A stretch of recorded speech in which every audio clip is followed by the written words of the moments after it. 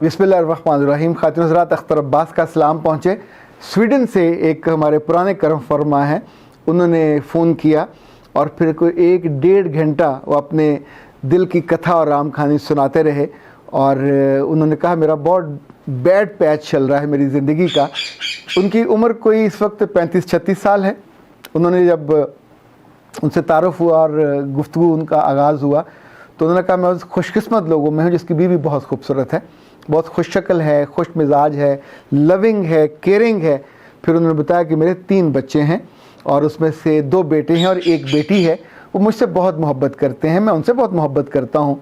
हमारी शादी को 12-14 साल गुजर गए हैं और ये उस वक्त हुई थी जब अभी मेरी उम्र 21-22 साल थी। स्वीडन आने के बाद फिर मैं पाकिस्तान गया, वहीं से जाके शादी की, फिर लड़की को साथ लेके आया। बहुत एक नेक और अच्छे ख़ानदान से। जब वो ये सारी बात बता रहे थे तो मैंने उनसे पूछा मसला क्या है, यानी क्या बीवी का नेक होना मसला है, क्या उसका खूबसूरत होना मसला है, क्या उसका लविंग होना मसला है। उसने कहा नहीं, इनमें से कोई मसला भी नहीं है, ये तो खुशबख्ती होती है।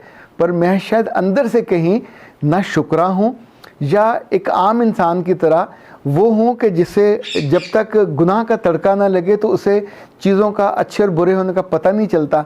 उन्होंने कहा कि मेरी ज़िंदगी में जो मोड़ आया वो 1 साल पहले आया कि जब मैं अपनी बिल्डिंग में आके मैंने गाड़ी पार्क की तो वहाँ पे एक खातून बेंच पे बैठी थी और वो शी वॉज गुड लुकिंग, अच्छे, उसने दिखने में भी अच्छी थी। उसने जिस तौर पे मुझे मुस्कुरा के देखा तो जवाबन मैंने भी वहाँ के कल्चर के लिहाज से उसको मुस्कुरा के जवाब दिया। फिर 1 दिन के बाद जब मैं दोबारा आया तो शी वॉज अगेन देयर, वो वहाँ से उठ के आई और उसने मुझसे शेक हैंड किया। फिर तीसरे दिन उसने दोबारा मेरे साथ करीब आई और थोड़ा तारुफ हुआ। उसने कहा चंद दिनों के बाद जब मैं वहाँ पहुँचा तो वो वहाँ ड्रंक बैठी थी और मैंने उसको उठाया, हेल्प आउट किया और उसको उसके घर लेके गया, उसको उसके बेड पे लिटाया और उसके बाद मैं वो नहीं रहा जो मैं पहले था। उस एक लम्हे की ख़ता, उस एक लम्हे की गलती जिसका आगाज़ एक मुस्कुराहट से हुआ था, फिर मैं अपने बस से बाहर हो गया। फिर मैं सुबह, दोपहर, शाम जब मुझे वक्त मिलता, शाम को आके घर मैं बेवक्त घर से निकलता और उसके घर पहुंच जाता। मैं उसको बेल देता तो दरवाज़ा मुझे खुला मिलता। इसका मतलब ये बिल्कुल क्लियर था कि वो मेरा इंतज़ार कर रही होती और मुझे कभी दिक्कत नहीं होती थी और मैं अंदर चला जाता था और फिर उसके साथ मैं कुछ वक्त गुजारता और फिर मैं वापस आ जाता। इस बीच में कई माह गुजर गए। फिर मेरी बीवी को थोड़ा सा गुमान हुआ मेरे औकात के वक्तन फ़क्तन घर से बाहर निकलने पर। उसने मुझसे इस्तफसार किया और मैंने उसको झुठला दिया कि नहीं, कोई मसला नहीं है। फिर उसने कहा कि एक रोज़ जब इस बात को 1 साल होने वाला था तो मैंने अपना जायज़ा लिया कि इस साल में अगर गुनाह का ग्राफ बने तो मेरा ग्राफ तो कहीं ऊपर चला गया है। लोग नए साल के नए रेजोल्यूशन बना रहे हैं, नए साल पे हमने ये करना है, हमने ये करना है, पूरे उनके अज़ाइम होते हैं, गोल सेटिंग होती है। तो मेरे जो गोल सेटिंग क्या थी कि मैं अपने गुनाह को जारी रखूँगा। उसने कहा वो लम्हा मेरे लिए बहुत शर्मिंदगी था और मैं दफ्तर जाते हुए रास्ते में कई बार मेरी आंखें नम हुई।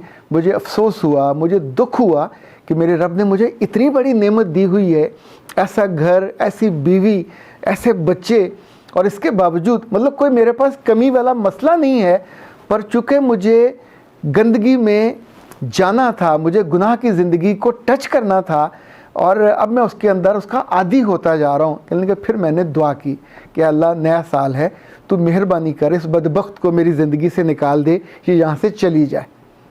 फिर उन्होंने कहा कि ये मेरी दुआ मानी गई। नया साल शुरू हुआ तो वो ख़ातून वहाँ से चली गई और चंद दिन गुजरने के बाद मेरी जिस्म के जैसे मेरा नशा टूटने लगा। फिर उसने मुझसे पूछा कि सर ऐसा क्यों होता है। तो मेरा गुमान ये था जो मैंने उससे कहा कि गुनाह जब आसानी से दस्तयाब हो, जब आपकी दस्तरस में हो तो हमेशा आसान हो जाता है। देखें, गुनाह करने के लिए अगर जो अगली औरत है वो दस्तयाब ना हो, आपको ढूंढनी पड़े, आपको पेमेंट करनी पड़े, आपको छुपाना पड़े, तो ज़ाहिर 100 तरह की रुकावटें हैं और कहीं ना कहीं आप रुक जाते हो। पर जब सारे ही रास्ते खुले हों, वो भी आमादा हो, उसका घर भी दस्तयाब हो और आपकी एक्सेस में भी हो और आपको कभी जाके उसको कायल ना करना पड़े, ना उस पर ख़र्च करना पड़े, चूँकि وہاں جس طرح کی زندگی ہے وہ تو ایسی ہی زندگی ہے، یعنی ان کے لیے وہ گناہ نہیں ہے، پر آپ تو جس دین کو ماننے والے ہو، جس مذہب کو ماننے والے ہو، یعنی ہر دین میں، ہر مذہب میں کہیں تو بائنڈنگ ہوتی ہے، آپ کو بائنڈنگ ماننی ہوتی ہے، آپ اپنی مرضی سے نہیں جی سکتے، ورنہ پوری سوشل لائف کا جو فیبرک ہے اس کا ستیہ ناش ہو جائے۔ جو فیملی لائف ہے دیکھیں ہولے ہولے بالکل دو پہ لگ گئی ہے کہ ہر کوئی جو گناہ کرتا ہے، غلطی کرتا ہے، اس کا جواز ڈھونڈتا ہے۔ پھر اس نے کہا میرا جب جسم ٹوٹنے لگا تو میں نے اس کو ڈھونڈنا شروع کیا، اور میرے گھر سے کچھ گلیاں دور میں نے اس کو پا لیا، اس کا گھر وہاں تھا اور میں پھر وہاں گیا۔ پر اب یہ ہوا کہ میری وائف نے مجھ کو فالو کیا اور پکڑ لیا، اور میری وائف نے مجھ سے بالکل لڑائی نہیں کی، اس نے مجھے سامنے بٹھایا، ساتھ بٹھایا، میرے کندھے پہ سر رکھا اور وہ رو دی۔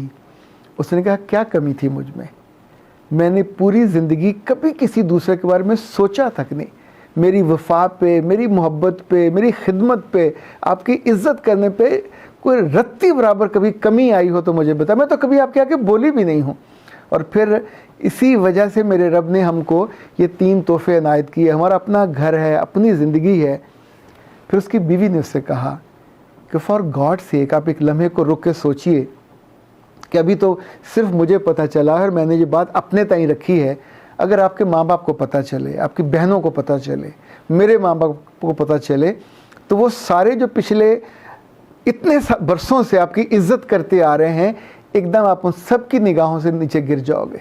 یعنی آپ جو ایک پاکیزہ صفت اور کریکٹر فل آدمی کے طور پہ اپنے دونوں خاندانوں میں جانے جاتے ہو، آپ ایک کریکٹر لیس آدمی کے طور پہ آپ کی نئی پہچان بنے گی۔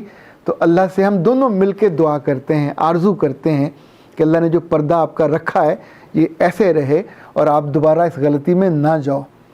اس نے کہا کہ سر دنیا میں شاید ہی کوئی ایسی بیوی ہو کہ جس نے اس معاملے میں، جس کا پتہ اس کو چل گیا ہو، اس نے شور مچائے بنا، روئے بنا، تانے دیے بنا، جانے کی دھمکی دیے بنا، ایون وہ تو وہاں کا قانون جس طرح کا ہے، وہ اگر ڈیورس کے لیے جائے تو 1 منٹ میں اس کی علیحدگی ہو جائے اور اس کی جائیداد پہ بھی، اس کے پیسوں پہ بھی اس کا حق ہو جائے، لیکن اس خاتون نے گھر بچا لیا۔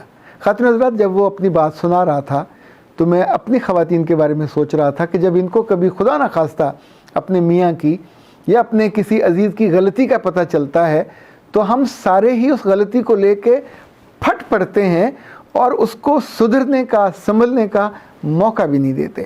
ہم ایک سے دوسرے کو تیسرے وہ بات آگے ایسے پھیلاتے ہیں کہ سم ٹائم جس کے بارے میں یہ بات ہوتی ہے پھر وہ بے نیاز ہو جاتا ہے شکایت سے ہی۔ اب ان صاحب کے ساتھ جو مسئلہ تھا، اس نے کہا تھا جیسے ہیروئن والے کا نشہ ٹوٹتا ہے ایسے میرا بھی نشہ ٹوٹتا ہے، اور میں اس کے پاس نہیں جانا چاہتا، پر مجھ سے غلطی یہ ہوئی کہ میں ایک روز غصے میں آ کے میں نے سپرے گن لی اور جا کے اس کی دیوار پہ لکھ آیا کہ لیو this place, leave this city, اور آگے اس کو لکھا بچ۔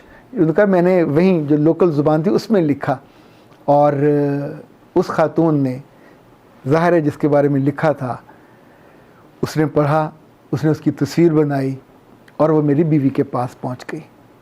یہ کیس کس طرف جائے گا میں بھی نہیں جانتا، کتنا خراب ہوگا میں بھی نہیں جانتا، پر میری آرزو یہ ہے کہ جب بھی کسی کے ساتھ ایسا کوئی معاملہ ہو تو دیکھیں سب سے پہلے تو آپ کو یہ سوچنا چاہیے کہ